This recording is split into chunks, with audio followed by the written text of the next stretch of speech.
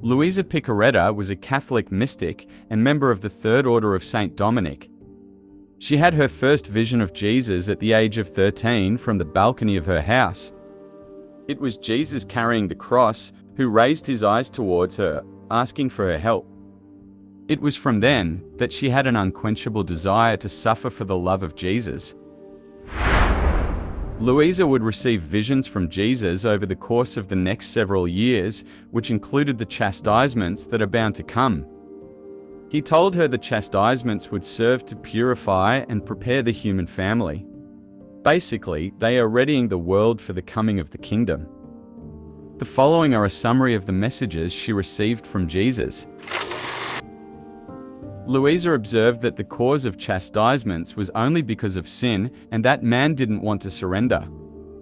The Lord said that he was not concerned about the cities or the great things of the earth, but concerned about souls. Cities, churches, and other things could be built again after they've been destroyed. But if souls are lost, they are lost forever, and there isn't anyone who can give them back to him. He said the chastisements were necessary and would serve to prepare the ground so that the kingdom of the supreme fiat may form in the midst of the human family. So many lives which will be an obstacle to the triumph of his kingdom will disappear from the face of the earth. His will wants to triumph and would want to triumph by means of love in order to establish its kingdom. But man does not want to go to meet his love. Therefore, it's necessary that justice is used. Jesus said that almost all nations live relying on debts. If they don't make debts, they cannot live, and in spite of this they celebrate. They spare themselves nothing, and are making plans of wars, incurring enormous expenses, and don't see the great blindness and madness into which they have fallen. Jesus said that everything will be renewed in creation, and things will return to their original state, which is why many scourges are necessary and will happen. He also gave the right to his mother of placing in safety whomever she wished. Luisa saw the Holy Mother take them in her maternal hands, hiding them under her mantle, so no evil could harm those whom her maternal goodness kept in her custody, guarded and defended.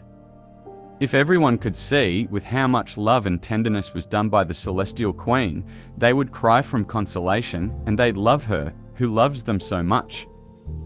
Little children of the holy divine will are those that will survive the chastisements. The Lord said that this is the reason why his divine will is as though on the lookout from within the elements to see whether they are disposed to receive the good of its continuous operation. In seeing itself rejected, it arms the elements against them. Therefore, unforeseen chastisements and new phenomena are about to happen. The earth, with its almost continuous tremor, warns man to come to his senses or he will sink under his own steps, because it will no longer be able to sustain him, and the evils that are about to happen are grave. The Lord said that courage is of souls resolute to do good, and discouragement is of irresolute souls, which never arrive at accomplishing a good.